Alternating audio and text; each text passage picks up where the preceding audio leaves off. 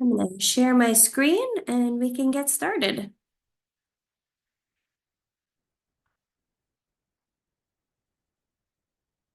Welcome. My name is Christy Aparo, and I'm the director of the Guided Personal Supports and Community Resource Center at Northeast Arc.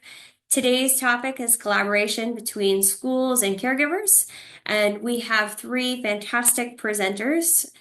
This can often be a challenging and touchy subject. Since our transition network has grown to over 730 participants with an even mix of educators and caregivers, we felt it was time to use this collaborative space to come together to work on positive and productive strategies to work together to provide the best support to the students that we support. So the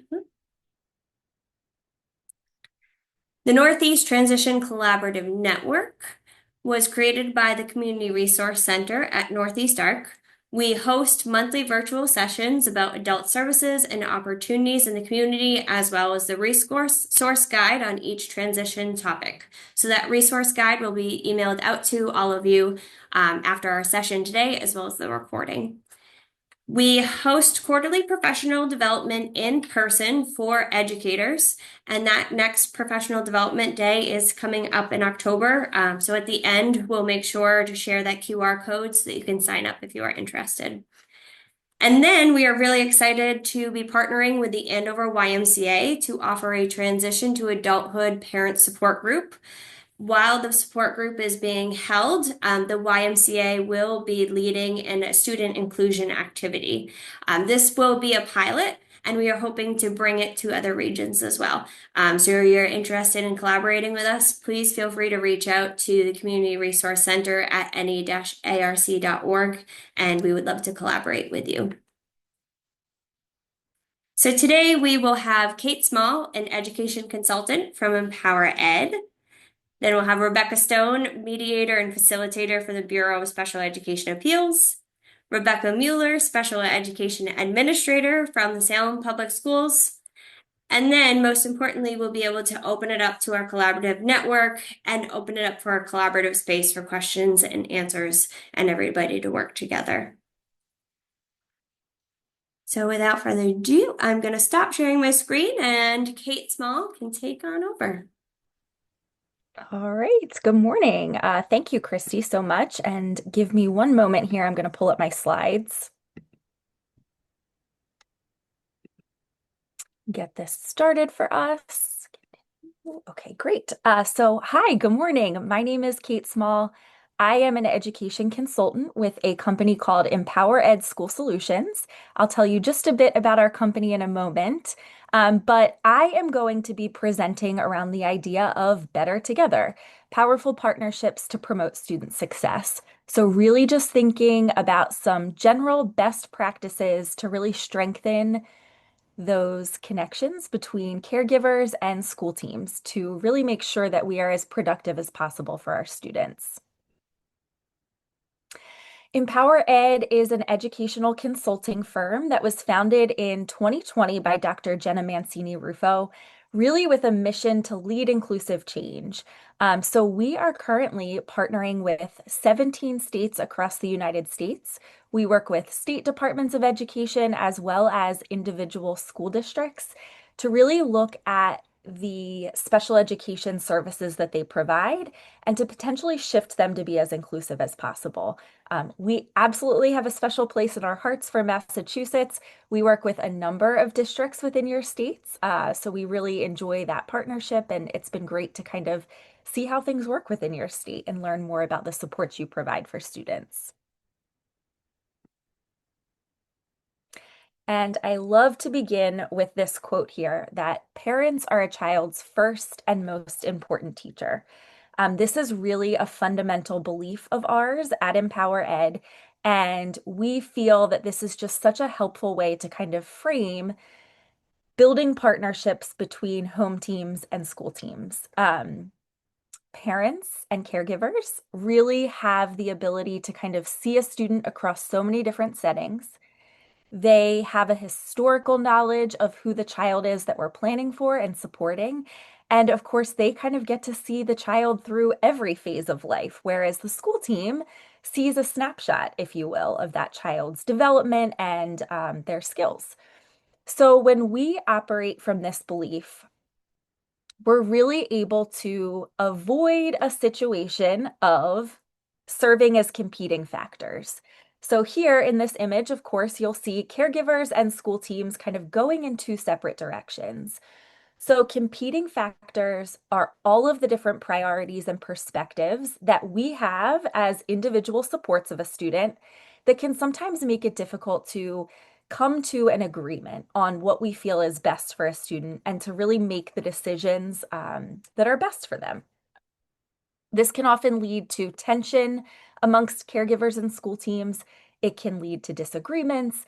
And of course, that becomes a barrier for student success. So, at all costs, we want to try to avoid this situation of caregivers and school teams serving as competing factors. And of course, with that mindset of parents being a child's first and most important teacher, we can establish relationships that serve as complementary forces. So in this image here, we have our caregivers and our school teams really moving towards the same direction, which ultimately is student success. So when we serve as complementary forces, we are really capitalizing on the strengths that caregivers bring as well as school teams, and we're really marrying these two things to ensure that we are putting supports in place that are effective for each individual child. So two of the things that I think are really important to recognize is that our caregivers bring a deep knowledge of the child across all different settings. And schools bring expertise around instructional practice as well as resources that are available within their organization. So, again, when we can kind of align these two things and ensure that they're working in the same direction, we see really positive impact for students. And I think two of the most important pieces of becoming complementary forces are really establishing partnerships that are polite and productive. So we always have to have kind of a general sense of respect for the members of a team that are supporting a child. And when we can do that, we can work together to be really productive. So, some best practices around establishing polite partnerships between caregivers and schools really fall under these bullet points here. So, first, we need to assume good intentions, right? Anytime we sit down to have a conversation about a student or that communication is happening, we need to recognize that school staff are bringing the knowledge that they have and assuming that this is what they know to be best for the child. And parents or caregivers are operating from that same lens. Sometimes those ideas might be different things, but to kind of get to that place of being productive, we have to assume that each party is bringing forward these ideas with good intentions. Active listening, of course, being willing to kind of sit, hear from the other side where they're coming from, where their perspective was developed, and then being prepared to engage in some productive conversation around that. Using language that is familiar and, of course, respectful to all. I think this is particularly important when we consider some of that educational jargon that exists, right? That can be challenging for caregivers to remember all of those acronyms, know exactly what we mean when we're referencing specific types of evaluation reports or assessments that we provide to students. So really making that as accessible for families as we can helps to kind of build this polite partnership. Expressing gratitude, so recognizing that each party who is supporting this child really is putting in effort in whatever way they know to be best to help that child. So being able to kind of highlight the things that are happening that are positive really helps to build this polite partnership. And then also setting clear boundaries. I think it's always appropriate, and I encourage this regularly, to get clear around how you best communicate. Is it through phone call? Is it through emails? What time of day is most beneficial for this kind of conversation, right? And being clear about those boundaries, again, helps to honor that polite partnership.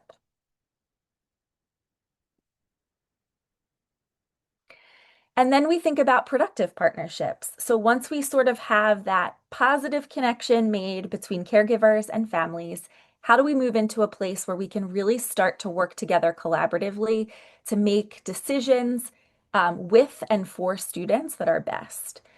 So, in both cases, I think it's important to begin with strengths. What are we seeing that this child is capable of doing, and where do they excel?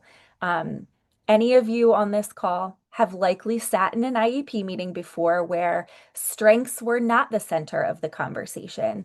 Of course, our IEPs are typically developed to support some of those deficit areas, so it's natural that that happens. But really taking time to honor a student's strengths helps to guide the conversation in a way that's very productive. For families, this can often look like establishing a vision and opening with a vision statement so that the school team is aware of what your hopes and dreams are for your child, so that that can always be part of the conversation and you can kind of continue to revisit that. Setting some shared priorities. So, what is it that we want for this child in order to be successful? Whether we're talking about their current programming or the plan for them to transition into life after high school. What is it that we're looking for them to be able to do? And then, of course, we build from there. How are we going to get them there? So, of course, we have our IEP teams that we know have to meet annually at least, and we come together to revise as necessary. But in addition to that, it's really beneficial to establish times for short check-ins throughout the year, making sure that caregivers are always in the loop about what's happening in school. And again, giving the school team that same respect. If something is changing in the child's home environment or their life outside of school, keeping the school team in the loop about that, again, really works towards being productive. Bringing evidence.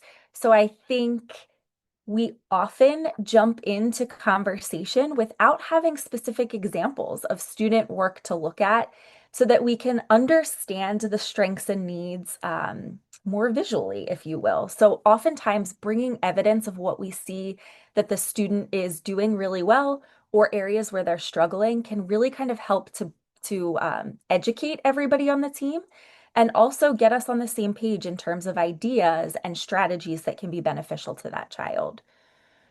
Agreeing on action steps, again, making sure that anytime we communicate as caregivers and school teams that we have an idea of after that conversation, who is going to be responsible for which individual piece. This helps to hold each other accountable and again, really make sure that we are doing best by the students that we're discussing. And of course, circle back quickly. So communicate often. And when you do have a conversation and there is an action item to follow up on, make sure that you are keeping the other party informed as to when you're able to accomplish that action item so that everyone's aware and we can kind of keep each other on the same page. So these are just some quick ideas when we are prepping for a formal meeting, which of course would be an IEP meeting or maybe a meeting where, you know, you're going to be discussing a topic that can be a little bit challenging or sensitive to talk about together as a team. Here are some things that our school teams can do. So something that can be very helpful is leveling the playing field for caregivers, right? We have to recognize as educators that we have certain knowledge that our caregivers may not, right? They might not be in the field of education. They might be new to special education supports and services. So providing accessible pre-planning materials so that when parents do come to the conversation, they're able to serve as meaningful participants. Of course, this can look like a draft of the IEP being shared with them beforehand. But I think further than that, it could look like sharing with them some key vocabulary that they need to be prepared for going into the meeting, thinking about that language and making the language accessible to them. It could be providing them data in a visual form. So sharing graphs with them, sharing tables with them, so that they can really kind of see and understand the child's progress a little bit more clearly. Open the meeting by allowing the caregiver to speak first, sharing a vision statement as well as strengths that they have observed of their child. This, again, gives them the opportunity to have a voice in the conversation. And I think allowing them to kick off the conversation really lends itself to that polite partnership. Establishing an agenda for meetings in advance. Again, any of us on this call who have sat in IEP meetings know that there is so much to talk about and so little time. So, getting clear on what are those pieces that need to be discussed as a team prior to the meeting, and then giving the family some say in what are those priorities? Where do we want to spend the most time discussing as a conversation, so that both parties can kind of leave that meeting feeling like they've accomplished what they set out to accomplish. And then another great idea, school teams often reach out to parents and caregivers on the upfront to identify some input, provide some input within the IEP process. But something else that can kind of help the conversation even further is inviting the parent to serve as a co-observer of the student, if you will. And I do have a document that I will share out. So when you receive the email of resources with this webinar, we should be able to include that there as well. That kind of guides a school team and how they can invite a parent to do this. This does not mean that you have to have the family member come into the school, but it gives them some considerations to think about within the home setting, within extracurricular settings that they might observe their child that can then really be beneficial to the IEP process. Looking at their strengths across settings, looking at some of their challenges that they experience, seeing the moments where their child is most successful, and being prepared to kind of report out on that in a little bit more of a structured way.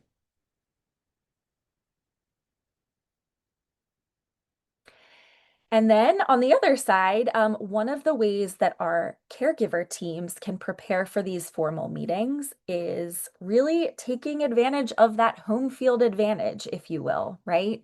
Knowing this child on a more personal level than the school team might. So some of the things that that looks like, reviewing recent progress reports to really have a solid understanding of which goals were met and where is additional support needed, or where do those challenges remain. Again, that kind of helps to center the conversation and really make sure that all of our time together physically as teams is used in a meaningful way. Creating and updating that vision statement. Of course, when you establish a vision statement for your child, that is sort of guiding you through the process and leading your communication with teams. And of course, that will change as your child grows, their interests change, their strengths emerge. Work with the child to develop an overview of who they are as a learner. So again, allowing the student to be part of this process is hugely important. And I think oftentimes caregivers can have that conversation with the child in ways that can be really meaningful. So allowing them, kind of supporting them in identifying what are the strategies that work for them in the classroom? What successes help them to access learning within the school? And then also, as you review and prepare for these meetings, let the school team know in advance what questions you have so that they can be prepared to answer them.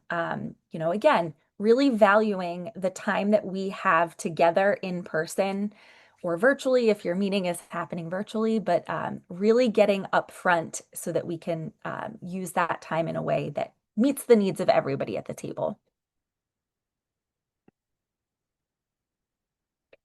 And really, I'll close with this idea of collaboration is the strategy, right? This is how we move forward in ways that are best for our children, so that they can be successful in school and life beyond high school, which is the ultimate goal, is really making sure that their K-12 experience is preparing them to tackle anything that they are interested in doing beyond high school. So when we have those polite and productive partnerships, that really is the way to get them there. And I also like to think about what we're then modeling for the students who we are discussing, right? When we can show them that it doesn't always have to be rainbows and butterflies, but we can work together as teams to overcome barriers that exist for us, to make decisions that are best for students. It really shows them that they can then apply those skills in the real world as they kind of navigate some of those tricky things within their life beyond high school. So thank you. I appreciate the opportunity to talk with you all. Again, I will be here for questions as we make it to the end of our time in the webinar today. But please feel free to just take a screenshot here, a quick photo if you would like. I will also share this out in the chat, but this is some different ways that you can reach out to me or connect with me. I am happy to answer questions that either school teams or families have and to share any resources that I have available. So thank you. Thank you, Kate. That was wonderful. We will now have Rebecca Stone, who is a mediator and facilitator from the Bureau of Special Education Appeals. So I'll turn it on over to her. Super. Thank you. Thank you so much. Let me see if I can make this work. Do you see the right screen this time? We do. You'll have to click that display setting again. Sorry. There we No go. worries. Let's swap. How about now? Oh, We there we good? go. Perfect. Okay. Okay. Perfect. Hello, everybody. Welcome. Some of your names, I know it's great to see you and to be with you today. I am Becca, and I am a mediator with the Bureau of Special Education Appeals. And I just want to say it was just really neat to be able to go after Kate, and Kate, some of those spaces that you talked about with those complementary forces, where there's the honoring of both family and schools perspectives, and how that partnership that is really built on trust can be so meaningful and can be really, really beneficial in promoting problem solving.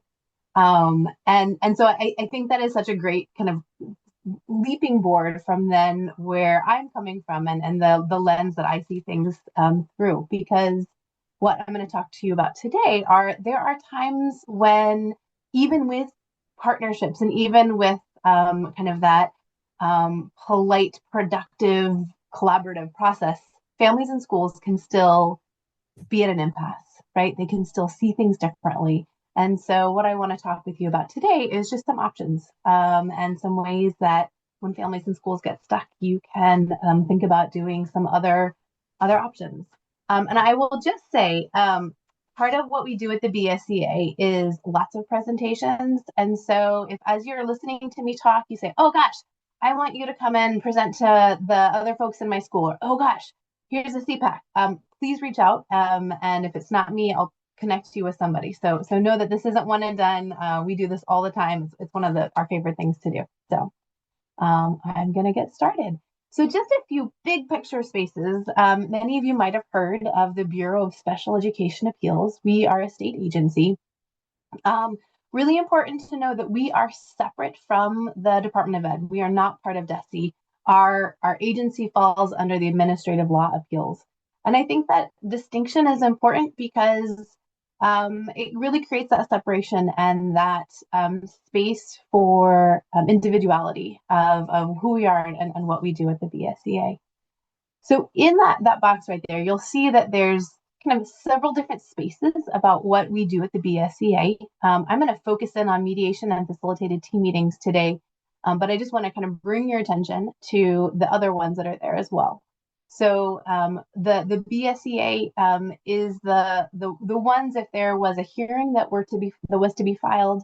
Our hearing officers are the ones like going to court when a family and school district need to go to have a hearing officer adjudicate kind of what is FAPE, what needs to happen. So that's kind of one piece. I'm not going to talk about it. Our office also kind of going down to that fourth one, the IEP rejections. So whenever a family rejects an IEP in part or in full, school districts are required per Massachusetts regulations to notify our office. And then our support staff receives those notifications and sends out informational letters to families and to schools, notifying them of what their due process rights are. Right. So families and schools have the right to request mediations. They also have the right to file for hearings if they want to. It's a really big part of what kind of on the back end of things our agency does. We really feel it's an important piece, and Massachusetts has really made this be one of our hallmarks, is that families and schools, that proactive notification of rights is really, really important, because that enables folks to do problem solving if they need to. And then the BSEA also receives many technical assistance calls. So if there are questions about options for dispute resolutions, hey, what's this? How do I think through this? We are always happy to receive and to problem solve with y'all. Okay. So I'm going to move, though, because we're going to focus today on first mediation and then on facilitated team meetings. So what is mediation? Again, I love how Kate kind of set that stage for us about those productive partnerships. And we know that there are times when there is an impasse, when a family and a school team see things differently. They have different views about what a student may or may not need. And sometimes the way I like to give this illustration is, if you think about the times when you've had your team meetings, you've reviewed evaluations, a family thinks one thing, a school thinks something else, and kind of those wheels on the team bus, right? You're spinning. You're not making that forward traction anymore. There might be a great partnership. There might be, still really good relationships, and relationships sometimes struggle during those times as well. And so relationship, kind of whether you are or not in that space, kind of that idea of impact for staff. So mediation might be an opportunity to think about how to get unstuck. And so kind of the biggest picture, and I'm going to go through each of these individually, but the biggest picture is that through this process of mediation, with the assistance of a mediator, families and schools can work to try to find resolution, a mutually agreeable solution to move things forward, to get unstuck. I want to start first by talking about what the role of a mediator is. We are, as mediators, there's 6 of us in Massachusetts. We are all, sorry, I should have said this in the very beginning, we all mediate regionally. My region is the North Shore, though if for whatever reason somebody wanted to mediate with somebody who wasn't their assigned mediator, you always can request a random mediator, but we kind of have, so I'm many of your school districts kind of assigned, and in your town's assigned mediator. But we're neutral third parties. And what that means is we are not there to say who's right or wrong. We're not there to give a solution to say this is what you should do. We're not there to convince the other side of one or the other's perspectives. And if you've ever done a mediation with me, you know I say this every time, but in our core as mediators, we believe that when folks come to mediations, they're stuck, they're in an impasse. Families come with really important and valid perspectives, and school districts come with important and valid perspectives. And our process of mediation is not to change each other's minds necessarily. It's not to convince each other, oh, I'm right, no, I'm right, or hey, well, let's get the mediator to agree with us. It's really to say that we honor the different lenses, we honor the perspectives that we come to, and can you use this process to try to do some thoughtful problem solving? So first thing about it, that's that collaborative problem solving process. Mediation is voluntary. It is always voluntary for families and for schools. So if and either family or school can request a mediation, and I'll talk to you in just the next slide about like functionally how to do that. But either family or school can reach out to the mediator to say, hey, I think I want to mediate. We get a little bit of information, and then we'll reach out to the other party. But that voluntary nature is really important, because what it is saying is when a family and a school come to mediation, they're saying in good faith, we want to try to find a resolution. We might have our views, we might have our lenses, we see things a certain way, but we also understand that there are other ways of understanding this. And so we are open to thinking outside the box. We're open to shifting a little bit through this process of mediation. That voluntary nature is just hugely, hugely important. Another really important piece, statutorily, all mediations are confidential processes. That the conversations that families and schools have during the mediation The only written record is an attendance that we take at the very beginning. And then if you reach a mediated agreement, what is written in that agreement itself is the only thing that can leave that space. And that confidentiality that happens in all mediations, right? That's not just special education mediation at the BSA. That is the way mediations are kind of as a process. But that just gives families and schools the space and the opportunity to think through things, to talk through things, to look at options, and know that those conversations are just for the folks that are in that room and just for that particular student and that particular day in that process. All right. Mediation is not a hearing, right? So I talked about that a little bit, but it's really important to know you're not there to prove a point. You're not there to convince. You're not there to present evidence to ensure that you are won over, right? It's a different process than going to hearing. BSC hearing is an important piece. It is an important part of what families and schools have the right to access when they get stuck, but mediation is not that process. And we also, again, kind of piggybacking on what Kate said, like there's so many benefits to mediation. The time that you put into it is, if you're comparing that to going to a due process hearing, you get to resolution much faster if you're able to get to resolution. I believe, again, in my core, that as families and schools navigate these long relationships, think about sometimes they're starting at age 3 and until age 22. That's a long time in a relationship. And if you think about your own relationships, like 19 years, like a lot of marriages don't last that long. A lot of friendships, like how many friendships do you have that are like sustained over 19 years? And with all relationships, mediation or relationships between families and schools ebb and flow, right? There's times when they are great and there's times when there's hard times. And mediation can really support that and support you in saying, hey, we're in this for the long haul. We're here together. We're gonna find ways to work together. Okay. All right. So the process of mediation itself, right? So we're stuck. We have areas that we're in disagreement about.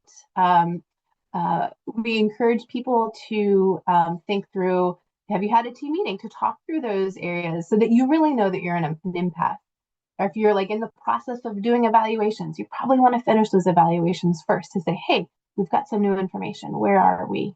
But even given that, no, kind of that yellow box is really important. Mediations can be requested, family or school district, at any part of the process. And you can always reach out to your assigned mediator to say, hey, this is where we're at. Is this the right time? Hey, what do you think about this or that? Okay. So the way that one requests mediation, again, families can request it, schools can request it. If an advocate is requesting it on behalf of a family, you can do that as well. You call or email the mediator directly. And my very last slide has everybody's contact information. And so I'll be sure to make sure that you have that. And you just share really basic information. It's not a time to give evidence. It's not a time to like submit the IEP. It's not a time to submit the whole rejection. It's just to say, we're in disagreement about reading services, or we're in disagreement about whether the student should accept their diploma, right? We are in disagreement about blank, big picture. And then what the mediator does is we receive those requests and we pass that request to the other party. So the family or the school don't have to have, you absolutely can communicate ahead of time if you want to about a request that might be pending, but it is very common as well that the request just comes to the mediator and then we pass that on. Again, that's voluntary. So once the other party says, yeah, we'd like to mediate, there's a form that everybody has to fill out. It's called an agreement to mediate form. And it, in a nutshell, just says that you understand it's voluntary, you understand it's confidential, and you understand the mediator is a neutral third party. We just talked about those things already, right? So once those forms come back to the mediator, then we schedule mediations. And mediations are typically scheduled 3 to 6 weeks out. It really depends on the time of year. As you can imagine, springtime is much busier. Fall and winter time sometimes is a little bit less busy. So we can sometimes get people in a little bit sooner. And then we will do mediations either in person. We can do them remotely. Pre-COVID, everything was in person. We didn't even consider a remote mediation. But ever since COVID, it has become a practice that a lot of people want. We as mediators are happy to do either. And so we offer it up for what everybody's preferences are. And then let me go through and talk to you about the mediation itself. I think sometimes it's really helpful when people think about like, what is this process, right? It can become really intimidating, but let's break it down. Let's know that it is not, and if you take away anything, take away this from this conversation. Mediation is designed to help families and schools. It is not a reflection of brokenness. It's not a reflection of failure on a family and a school. It is built into what IDEA says are important safeguards. And so this is a productive, positive process. And I want to name, and we know that there are times in mediations where it is highly emotional. Families, your kids are your most important people. And your jobs as parents and caregivers are to advocate and to speak for your kids, especially if they are not able to do that on their own. And that is an emotional space. And schools, we know, anybody who's going into education goes into the process because they deeply care about kids. And so when families and schools are stuck, that can be hard and that can feel icky. And sometimes our best selves are not the selves that come forward, and that is okay, right? And so mediation can both hold you if you're in a great place and you're just stuck, and mediation can also hold you if things have kind of deteriorated and the relationship is really, really rocky right now, okay? But we're here to support you. So really thinking about mediation as a process to move forward. Mediation is not a time to go backwards. We all carry our baggage. We all know it's there. We will talk about it a little bit, but it's really about how do we find solutions? How do we think through this in a different manner? And so typically, right, every mediation looks a little different. We do we adapt the process to meet the party's needs. But in general, we start with everybody together where the mediator does their introduction. Similar stuff that I've said already is kind of what we say when we're doing our introduction. And then both parties have an opportunity to say, why are you here? What are you looking for in mediation? From the family's perspective, kind of that big picture, what are you hoping the school will consider? And from the school's perspective, big picture, what are you hoping the family will consider during this time? I kind of think about it as you're laying the groundwork, you're laying the framework for what the conversation is itself. And then almost all the time after this time when we're setting the stage, right, that joint session, we separate and we meet privately, where the mediator will go back and forth between two spaces. If we're in Zoom, we use breakout rooms. If we are in person, we have two different rooms and the mediator walks back and forth between two rooms. And that is where we do the bulk of our work. That is where we talk through things in depth. We think through things. Again, the mediator is not going to tell anybody what to do, but we've been doing this for a long time and we can help you think. We don't separate to create this us versus them, right? That's not what it's about. But over the years, it is so helpful, I have found, to have separate spaces, because what it does is it enables families and schools to take a deep breath, to think through things, to say things that might feel emotional, but it's not gonna sting me, right? I'm not part of the process. I'm not there as a team member. But then think through what are all the different ways that you can solve this. And sometimes it's really helpful to throw one idea out, look at it from different lenses, and then say, oh, never mind, I don't like that. And then let me throw a different one out. Or it's a space to ask questions. Hey, what does this mean? I just don't understand what a service delivery grid is. Can you please help me with the A, B, and the C? Like I just need to break that down. And those are questions that we as mediators are so good at helping families and schools kind of process through all of these different pieces. So we will go back and forth, helping you problem solve. What could this look like? What could that look like? And if you reach a resolution, if you reach a solution, then we write that agreement up during the mediation itself. That mediated agreement is part and parcel of what we develop as in the process. Sometimes the mediated agreement resolves everything, and you all come out with a plan that is just kind of encompassing all of the areas of disagreement. And sometimes a mediated agreement solve some of the steps, right? You are making, here, we're going to solve this one piece. And philosophically, solving one piece is really helpful and really important, because when families and schools have been stuck for a while, even if it's just kind of what's the next step? What's the next step? How are we going to get that? That in of itself can like get that momentum and get those wheels that are just spinning into a little bit of forward traction. And so then we will write that up. It's signed, and then it becomes a legally binding document. So mediated agreements, once they are signed by families and schools, are legally binding, enforceable in federal and state courts. One piece I want to make sure, it's not on the slide, but I want to make sure I say is people often want to know who comes to mediation. And what it is it's the decision makers. So from the families end of thing, the child's end of thing, it's whoever is the official decision maker on behalf of a student. I know a lot of you are working in this transition age. And so you're thinking about once a student has reached age 18. So it is a question that if we would talk about it, right? If they are, if a parent or somebody else's guardianship, then the student would not be required to come. If the student is 18 and has shared decision making, then they would need to come to the mediation. Again, if you had particular questions, we would talk that through. And on the district side, who comes to mediations are the decision makers from the district, the special education director. Sometimes it is another administrator. Very rarely the entire team comes to a mediation. Mediation processes are long, as I'm sure you can kind of get through this process, like 2 to 4 hours. And so that's a long time to pull all of the team members out of their classrooms. And so that is kind of who advocates can come. They come maybe half the time. This isn't something, you do not have to have an advocate to use mediation. Attorneys come to mediations every once in a while. Less than 10% of the time attorneys are there. They are welcome, but it's not a process that requires to have that legal representation in order to use it. Okay.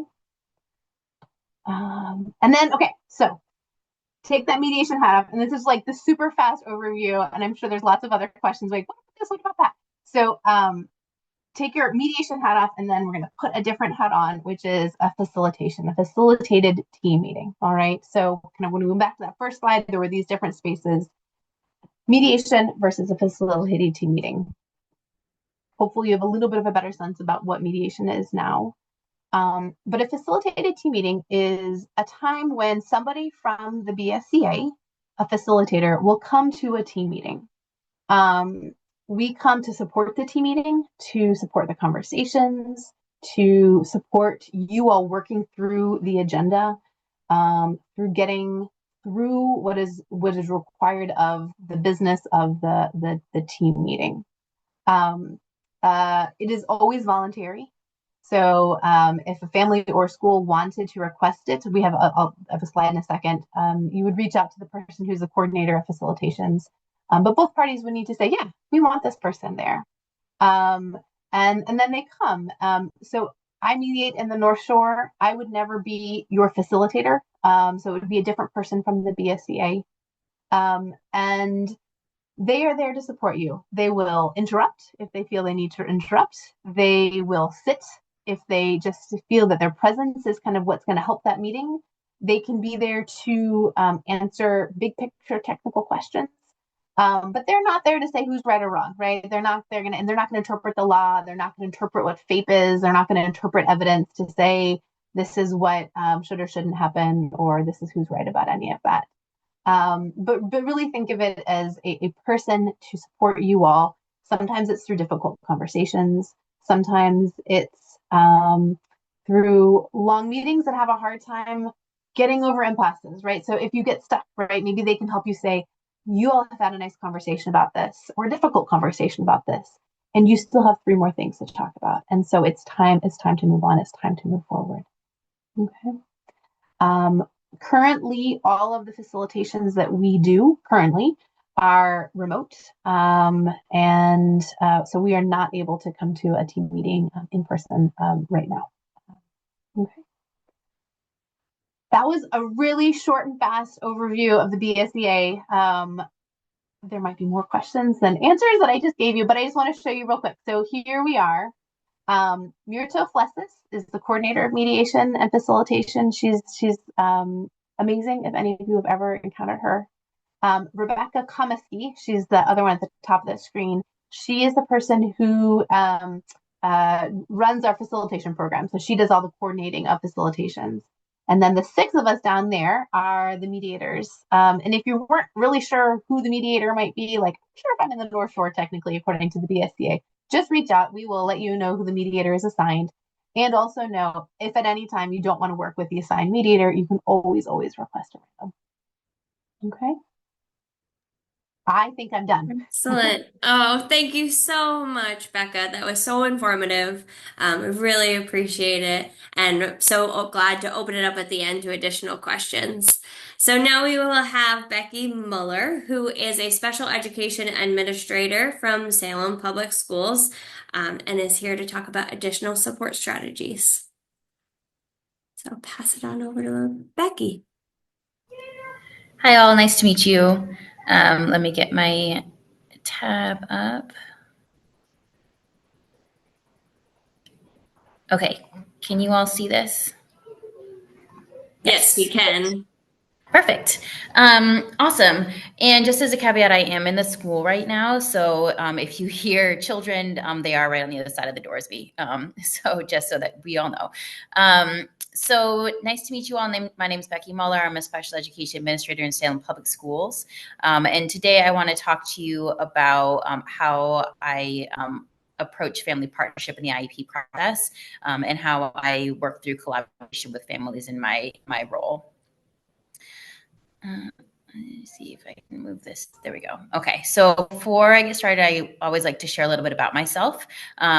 So I graduated from Colby College in 2010, where I received my bachelor's degree. I received a master's from Southeastern Louisiana University in 2013, and I got my doctoral degree in education from Boston University in 2024. I started teaching in 2010 with Teach for America in South Louisiana, and started working in Salem in 2023. I taught other places in between, but you don't need to know all those places. I have taught kindergarten through 8th grade, special education, both working with students in general education classrooms that had IEPs, and then teaching in substantially separate classrooms as well. And I have also worked in grade 12 through post programs. On a personal level, I have 3 children, and my oldest child is on an IEP with a specific learning disability in reading. So I bring a lot of my experience sitting on both sides of the table when I approach the IEP process.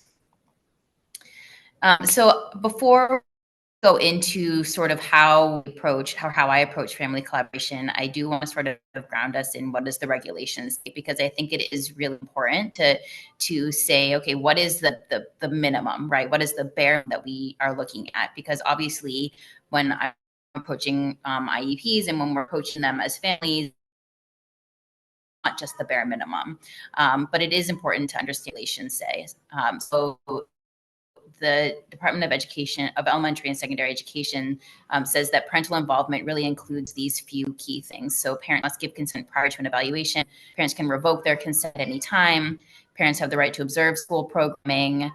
Parents have the right to be involved in the IEP process as a member of the IEP team, and all communication with families must be provided in the family's primary language of communication. And again, this is the bare minimum. So obviously this is the floor, but 4 is much more than that for to serve our families well. I'm also a huge history nerd. So I want to talk to you about the history of family engagement throughout the years. I think it's fascinating to see where we came from and sort of how we got to where we are right now. So when we're looking at family engagement, as context, parental involvement in schools has been sort of like a hot topic of contention for nearly a decade. And in 1964, the Civil Rights Act stated that family engagement practices cannot be mandatory on the basis of race, color, or national origin, and all parents are ensured the right to participate in programs without discrimination. So then we saw in 1965, we have the Elementary Secondary Education Act, which really talked about what is called increased requirements for parental community involvement in schools and participation, and what we call maximum feasible participation. It comes sort of out of At the time there was like the war on poverty. So it was the idea that families and community members should be provided with opportunities to engage in schools in terms of what is feasible. So maximum full participation. 1970s, this really started to become really challenging for a lot of teams and schools. Parents were wanting to be more involved in schools, wanted to be involved, but also didn't know how to develop that partnership in a way that was beneficial to both sides. So in 1975, the first authorization of IDEA created these requirements for parental involvement in decision-making special education processes, which included parental notifications.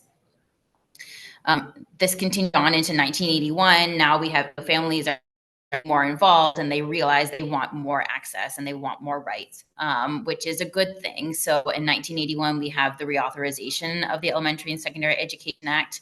And what happened here is that schools are saying, this is just too much. I can't do all of this. I can't be involved with families all this often. It's too many things. And so what happened in 1981 is they actually removed the parental advisory committee requirement and reduced all parental involvement to really just one meeting a year. So a huge step back at that point. In 1988, the Hawkins-Stafford amendments of 1988 reinstituted parental involvement in Title I program. Again, really just said parental advisory committees are still not required. So not a whole lot of system change regarding parental involvement happened at this point. The biggest change really came in 2015 with the Every Student Succeeds Act. This is where we see in the changes in terms of the legislation and the laws that now there are more requirements for parental involvement between schools and families, and this includes in Title I schools, where at this point we start talking about jointly written policies for family and engagement, including requirements to hold like annual meetings. We have increased transparency about student achievement and teacher qualifications, and then as well as talking about the direction of Title I funds for parent engagement initiatives. So I think all this is fascinating, and it really sort of shows how parental involvement and engagement is something that we've talked about as a country for a very long time, and is something that is very much in flux and changes on a daily basis. So what is true family partnership? Given sort of this tumultuous history of family and school engagement, it really is not surprising that many families do not experience what we consider true family partnership, especially when we're looking at the special education process. So what is true family partnership, and how can we achieve this during an IEP meeting? And really the baseline here is that true family partnership includes two-way, mutually respectful and beneficial communication in true service of the child. And that really is the key point here. It's in true service of the child. True family partnership also really has that common goal of ensuring the child access to the least restrictive environment and that they're making meaningful progress. So that is what we are really looking for when we're going into an IEP meeting. We're all here at the benefit of the child. We want to make sure they're accessing their least restrictive environment and they're making meaningful educational, social progress. So how are we achieving this? And this can definitely be a really challenging process, especially at the school-based level. There can be tensions between schools and families in a multitude of reasons or multitude of situations that sometimes aren't even related to special education itself. Sometimes they are, sometimes they're not. And families are bringing to the table past experiences with the IEPs and special education teams that maybe weren't so great. And the teams are bringing some of these as well, these experiences, and maybe they're coming to the table and saying, I don't know if I can have this engagement with a family because I'm carrying all of these other concerns as well. So when we're looking at this true family partnership, how do we achieve this? First thing, the family and the team must build rapport. And this has to be done over time, meaningfully. We can't achieve this in an IEP meeting alone. You can't go into a 1 hour meeting or an hour and a half meeting and assume that at the end, that everybody has developed rapport in the meeting, that there is positive relation on both sides. It has to be done slowly, intentionally, and meaningfully over time. both the parent and the team should intentionally prepare for the IEP meeting, really thinking about what the concerns are that should be advocated for and brought up at the meeting. And then the school team and the family should communicate with transparency throughout the entire meeting. Families should always feel empowered to communicate their concerns and advocate for the wants and needs of their child. And I know this can be really challenging, especially as a family coming into the meeting and you don't feel comfortable sharing some things that you want to share, or you feel intimidated by the number of people at the table, because sometimes there are a lot of people at the table, or the IEP meeting is not being held in the native language of the family, or through interpretation. So this is where it's really important, when families come to the meeting, that sometimes they write down their parent concerns, their questions, their vision, that the meeting is centered on family voice. The last thing is, once the IEP created, all families should review the IEP in its entirety and provide any and all immediate feedback if necessary. And sometimes can also feel really challenging when you're looking at an IEP as a parent and you don't know, if you may feel that you're not you don't have all the information to make a decision on whether or not this is the best thing for your child, but you do, as a parent. Parents are able to make decisions about what is best for their child, and they can look at an IEP and say, I don't know if this is what I really want my child to know, or I think we're leaving something out here. I really want them to be working on this specific skill. So families should feel empowered to provide feedback. Teamwork starts before the meeting. Parents know their children best, and should feel empowered to communicate to the team with confidence, and really I think Kate said this too, the parents are the expert on their child. It's important to be very honest and transparent about the child's needs. How does the child learn best? What is something that bothers them? What works when they have a hard time at home? Sharing information that's relevant with the team. What do they like to do? Who do they live with? What do they not like? What are their goals for themselves? And then what is your goal for them? These are all questions that I like to ask when I'm going through IEP meetings, and then even when I'm having parent communication with families. If we're having a hard time with a child at school, I'll call the family and I'll say, hey, this is happening. Does this happen at home? What do you do? Do you have something that works at home? Can you send it in to us? And that is how we're building that relationship, work together in true service of the child.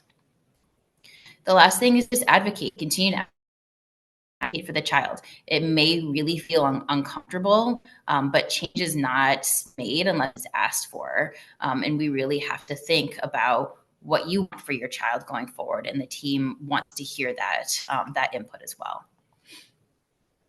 So preparing for a meeting, and I'm going to talk about what I recommend for families when they're preparing for an IEP meeting, and then I'll go into how I prepare for a meeting as well.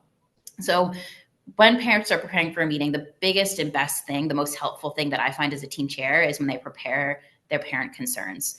So I love when parents come already with a letter written out or a statement written out about their parent concerns. I think it is awesome. It really focuses the conversation. I also like when they send it to me early so that I can read through it. So if there's something that we need to adjust as a team and say, okay, this parent suggested that, this was a concern of theirs. They're concerned that their child's not communicating fluently with their AAC device. So how can we come back to a team and we can say, let's address this in the IEP. So absolutely prepare for a meeting using your parent concerns. So you can think about what's going well for the child, what's not going well, what things should be changed or added to the child's program. And then also share any relevant updates that the team should be aware of. Whether changes the family structure at home. Is there somebody living in the home or somebody that's not living in the home anymore that might impact the child's ability to maybe regulate as they would have before, or share any updated child medical needs. You should really think about if there's anything that the child that is important to the child in your home life that should be shared with the school because it's relevant to their participation in school setting. I'm not saying share everything about your personal life, but definitely think about what are some things that it would be helpful for the team to know about your child's family. The next thing is prepare your vision. I know Kate talked about this too. So where do you see your child in 1 year? Where do you see in 5 years? What is your goal for them after graduation? And then talk to the child. Where do they see themselves? And when we're looking at the child's vision for themselves and your vision for the child, what then must be true for your child to live in an independent and fulfilling life, because that is the ultimate goal of education and working through the APs that we're preparing the child to live an independent and fulfilling life. So how do I prepare for a meeting? The first thing that I do is I go into the previous IEP and I review what the child was working on and review the progress that they made. I connect with the school-based team. I want to look at every single area of the IEP and I want to know, are they making progress and what needs to change? If they're not making progress, why weren't they making progress? Go back in the IEP, look at their past concerns or any other concern I'm aware of as shared by the family. Sometimes throughout the year, if there are things that come up, I have notes on everything. And I'll go back and I'll look, okay, what did this parent say was a concern? Or I remember this thing happened in school and we had a meeting about it. I want to make sure that I'm reviewing all the notes on those meetings.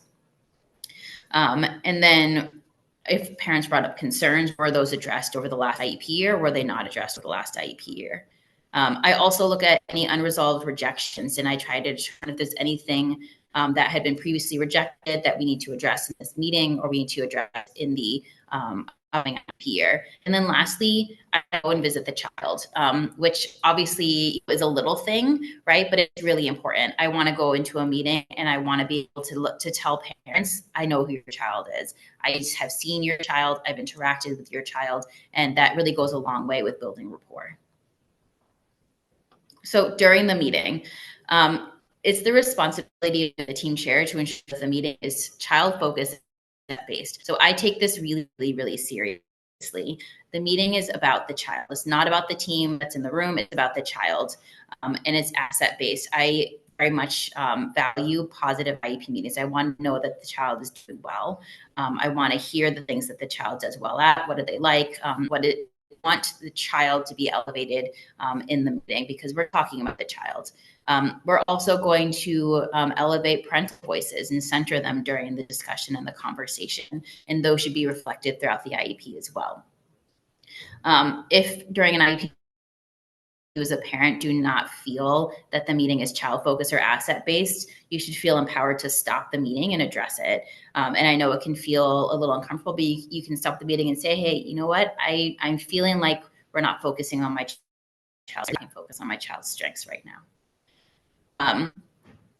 The next thing that we really need to is that all topics should be discussed and explained easy to digest families, easy to digest language for families, especially if translation is needed.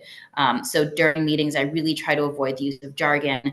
If I use a term that is more considered jargon, I try to define it or give examples. I encourage my providers to bring manipulatives that they can use to describe what it is they're talking about. So I have, for example, I have an occupational therapist that was talking about with a child unzipping their jacket, which can be kind of a hard thing to describe orally. So I bring a jacket and I had her demonstrate each of the steps for the family. And then we had the interpretation. So they were really able to see what it was that we were teaching the child step by step. Parents should be invited to provide input at each step of the IEP meeting, not just after certain parts. As I go through, I say, do you have any questions? Does this make sense? Is there something I'm missing? And then sharing with the family the meeting notes immediately after the meeting. And when I share meeting notes, I make sure that the family receives the notes. If they have any questions about them, they can reach back out to me. But I get those in the family's hands as soon as possible. After the meeting, the families should review the proposed IEP notes and make sure that the notes align with the IEP. Sometimes, there are things we talk about in the meeting that maybe we neglected to put in the IEP. So look at the notes, look at the IEP, make sure that they're both exactly the same. And if they're not, reach out to the team. And I remember we talked about this specific thing. It's not in the IEP. Is there something that I should be aware of? The reason why I didn't make the IEP, or was just an oversight? And reach out with questions or concerns. Also consulting with other providers needed if you have an outside team.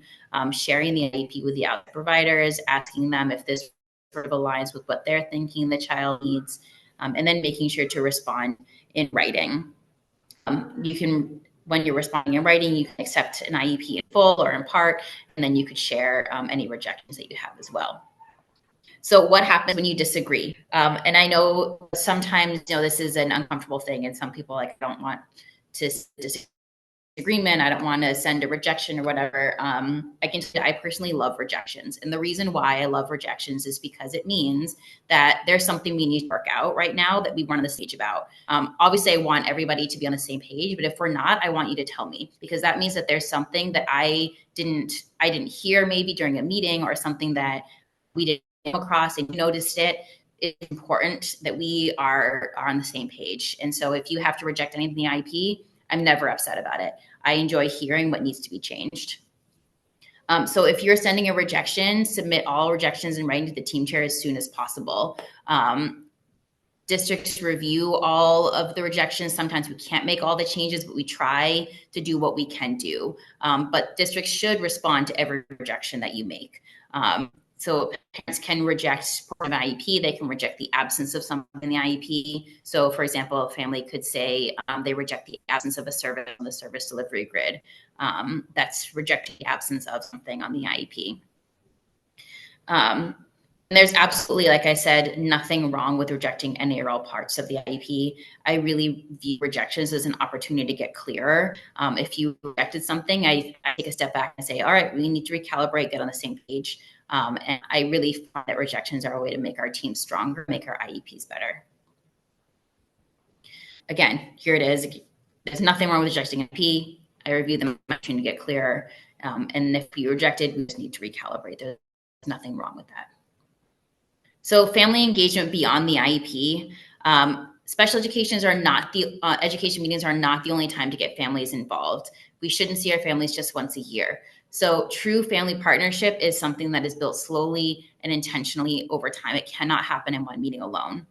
So here are some just ideas to increase family engagement in the process. These are things that I use throughout the year to build relationships with my families that are very strong. So often we invite families, if we have families that are new to the special education process or searching for resources, I will reach out to other families and I'll ask if they are interested in speaking with families who have children with similar profiles. So this here is something that not only does it show the family that you care about them, my personal experiences, but it helps the family that you're working with to increase their personal network outside of school as well. And we've had a lot of success doing this, pairing families of children with similar profiles to sort of talk about what that experience is. Great accommodations to family engagement activities. So I really feel that schools should function as a hub for community activities, but often when we find these community activities are not accessible for families and children with disabilities. So prior to a family engagement activity, I will often connect with administration, the people creating the, organizing the activity, and see if there's any adjustments we need to make for students with disabilities. So for example, we have trunk or treat coming up. So I ask, is there enough space for students, chairs, or walkers to go from car to car? Or do we need to space these out? Do we need to have a parking spot for a wheelchair? Closer down where the rest of the cars parked for trunk or treat? What are some adjustments that we can make? Publicize and invite families to join the CPAC. Each district does have a CPAC and it should be publicized, but a lot of families don't know what the CPAC is. So become friendly with your CPAC, the head of the CPAC, invite families to participate in the meetings when they're scheduled. I will oftentimes talk to parents and say, have you heard of our Special Education Parent Advisory Council? You should go, or you should talk to this person. They have a lot of resources. Invite families in the classroom for student showcases. A lot of times in gen ed classes, we have lots of student showcases, but in special education classrooms, we may not have nearly as many. So look for opportunities to invite families into the classroom. Work with teachers to involve students in showcases and invite families to attend and celebrate growth. We have done a lot of MCAS alt celebrations with families where they come in and they review binders. I've also worked with our substantially separate classrooms to partner with gen ed teachers, and they will do research projects. And we'll invite families to come in the research and do the research projects, and then working to involve students in music programs as well. Offer visits with families outside of school time. This is a huge one, and sometimes it can be uncomfortable for some families, but schools can often be triggering environments for families. So if I find that the family has a hard time coming to school, I will offer to meet them at a neutral location, like a library, playground, or McDonald's. and develop that natural two-way communication. I do text with families a lot because I find that some families don't like to talk on the phone. They would much prefer to text because it's easier. And I can translate it a lot easier too, so we don't have the middle in terms of interpretation. Then offer resources to families. When I'm out in the community all the time, if I find a pamphlet for ABA or speech or aftercare or camps or anything, I grab all of those things. And when I'm talking to families and they say, hey, I'm really interested in my child playing a sport, I say, okay, here, this is a resource that I learned about challenger sports that's really good for kids with disabilities. Or have you thought about therapeutic horseback riding? Here's a barn that does that in the North Shore. Or they're saying I'm on the wait list at this place for speech for a very long time. And I'll say, hey, great, I just found this new speech provider that just opened up in Marblehead and they're taking clients. Maybe reach out to them.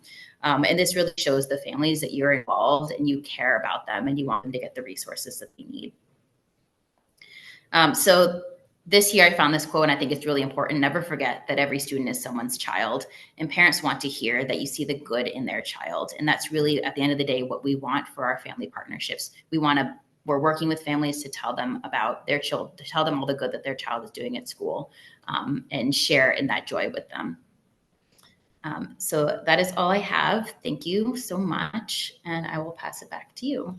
Thank you so much, Rebecca. Those were some very, very helpful tips. As we're talking about family engagement, and being able to provide resources to your parents, and caregivers, just know that the community resource specialists are always here. We have one in each region of the Northeast region of Massachusetts. Use us as a resource. All of our contact information will be in the follow-up email after that, so we are here for you to provide that. Now I'm going to turn it over to Carrie Neenan, who is our community resource specialist in North Shore.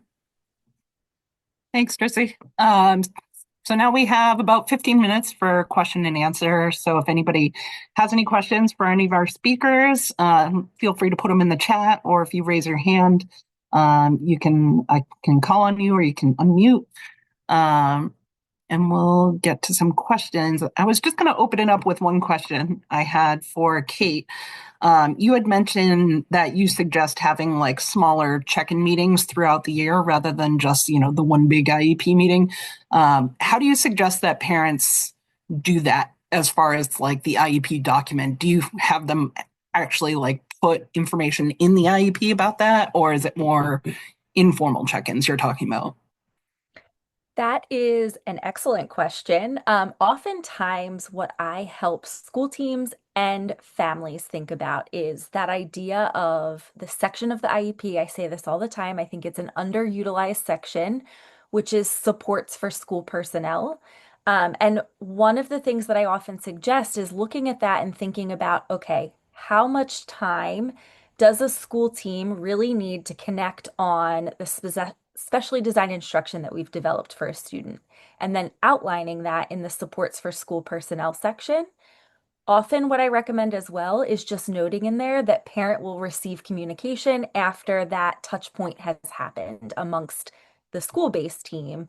And then from there, that often leads to opening a conversation to check in with the parent, provide them updates, give them some ongoing communication about what the team is seeing and kind of how they're monitoring the progress of the student. And I'll just personally make one suggestion that I've done in the past, is have a shared Google Doc with an IEP team. So if you have, regular communication from therapists and things, just kind of like a couple sentences check in of what they're working on that week or what they accomplished. That's kind of a very easy way to just have that shared document, type a couple sentences and be done with it. So that's another way that I've handled that personally. So. All right. I'm not seeing any questions yet. Anyone want to just unmute and ask a question or?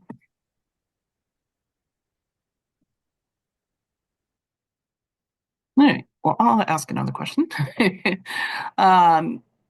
Becky, just kind of a question for you. I love, everything you're talking about as far as keeping discussions positive and, highlighting the, positive accomplishments of the child rather than the deficits.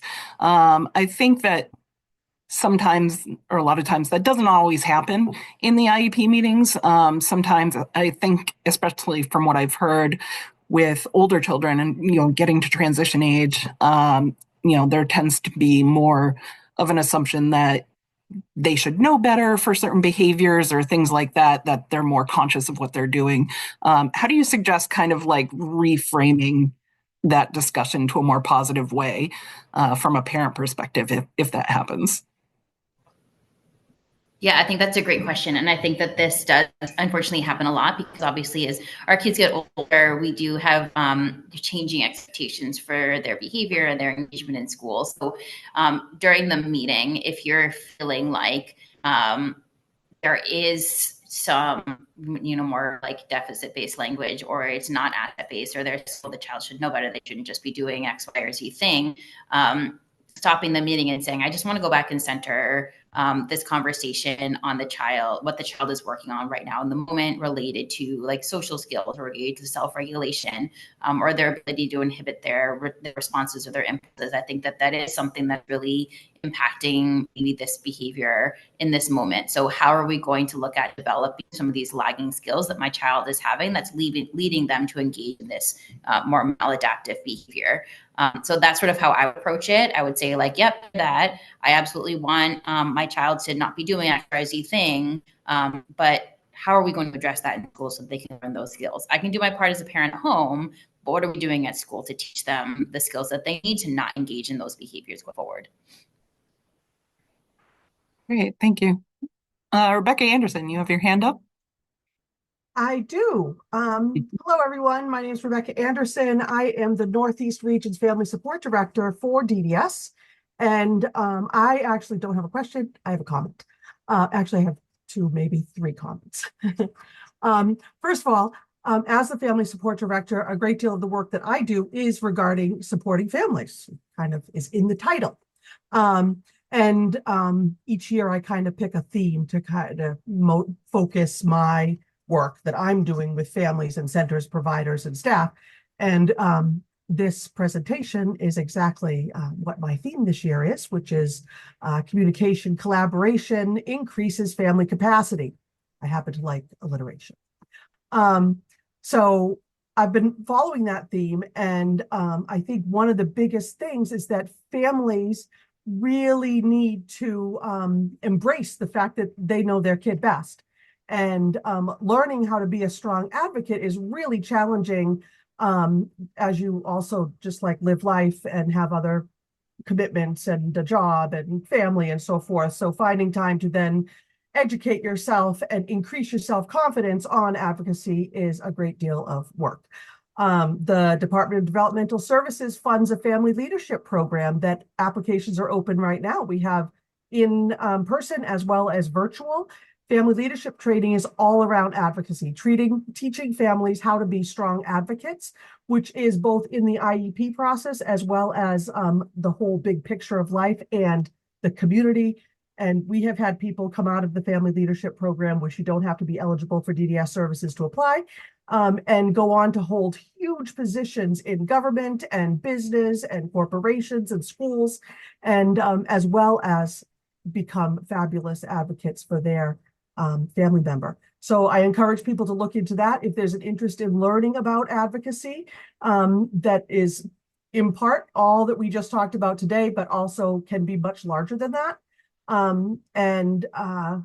also, the first thing I learned about doing IEPs back when my child was in kindergarten was make sure you walked into the room feeling confident and ask how much time you have for the IEP because you think you might need more than an hour. And also take control of the meeting from the very beginning and ask for overview of what positive things they've seen with my child in the classroom and the school in general. So, and that really has changed things dramatically for me and my child's school experience. So I just wanted to plug the family leadership because you can learn to be a fantastic advocate for so many, not just your family member, as well as I think collaboration and communication is so incredibly important in all facets of our life. So very timely topic, really important. That's all. Thank you. Yeah, and if you have a link for the family leadership information, feel free to put that in the chat. I think that'd be great. There was a question real quick. Elaine, I see your hand. Let me just get to this other question from the chat. Are there, for Rebecca Stone, are there costs for districts or families to have a facilitator at an IEP meeting? Great question. No, both mediation and facilitated team meetings are free for everybody. Great. Elaine, you have a question? Oh, you're on mute. Oh, sorry, I thought I unmuted. You go. I just have a thought that I want to share, and some of this is done locally, but as a transition specialist, there are often many times that I want to share resources or information with families, and it's always wondering, okay, how best to do that? Is it the WhatsApp app? Is it a email? Is it something coming from the district? And I don't know, like statewide, if there's any surveys or studies that have been done with what are the best practices for disseminating information to families? Because I know I'm not the only transition specialist that struggles with this. Yeah, I don't know. Becky, have you heard of anything? I think it depends on the district. I think certain districts, if there's more international students, a lot of times they use WhatsApp because they're communicating with family in other countries, and that's a free app to use that. But yeah, Becky, I don't know if you've kind of seen anything from the teacher's perspective about what's the most effective way to communicate. Yeah, I haven't seen anything like specifically guidance from the district, but what I typically do is I will start there by saying, hey, to the family, what is your preferred method of communication? And I have some families that say, yeah, I'll use the district's platform. We have ParentSquare. I'm good with using that. Some say, I have a family that says you can email me things, but I never check my email. So please text me if you're going to email me. So I always text them first. I have a family that prefers WAP. So I really just sort of ask them what they would prefer. And in terms of getting things, we know that the backpacks are black holes, right? Nothing goes home if you put it in a backpack.